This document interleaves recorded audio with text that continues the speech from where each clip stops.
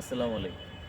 আমি সম্প্রতি একটা জিনিস দেখলাম যে জাহাঙ্গীরনগর বিশ্ববিদ্যালয়ের একজন হিজাব পরিহিতা, হাতে মোজা পায়ে মোজা পরিহিতা একজন পর্দাশীল নারী, তিনি সহকারী প্রক্টর, আর তাকে একজন ছাত্রনেতা অপমান করছে। এটা ঘৃণা ভরে প্রত্যাখ্যান করছি। একটা মুসলমানের দেশ, যেখানে ৯২ বা তারও বেশি মুসলমান এই দেশে বসবাস করে, আর সেই দেশে একজন হিজাবি নারী কুরুচিপূর্ণ বক্তব্য শুনতে হয়, একজন হিজাবি নারীকে অপমানিত হতে হয়, অথচ তিনি এই বিশ্ববিদ্যালয়ের প্রক্টর। কিন্তু নিন্দা এবং প্রতিবাদ জানাই এমন ছাত্র নেতাদের থেকে আমরা দূরে থাকতে চাই। 31st নাইট যে হয়েছে, কত মানুষের ঘুম কেড়ে নিয়েছে, কত অর্থ অপচয় হয়েছে, কত বাচ্চা তার ভেড়ে ঘুমোতে পারে নাই, ভয় পেয়ে গেছে, তার বাবা তার মাকে চাপতে পেরেছে।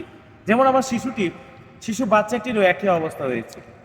মানুষ সহ বিকট শব্দে বিভিন্ন ফটকা আতশবাজি করা হয়েছে, যার ফলে এই যে বাচ্চা যে ভয় আতঙ্ক হলো, এমনটা আমাদের এই সমাজের এই বিষয়গুলো কখনোই কাম্য হতে পারে না।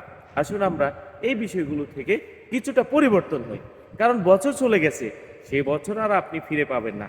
কাজেই আপনাকে সময় থাকতে কাজ করতে হবে, সময় থাকতে আখিরাত এবং দুনিয়া দুইটারই চিন্তা করতে হবে।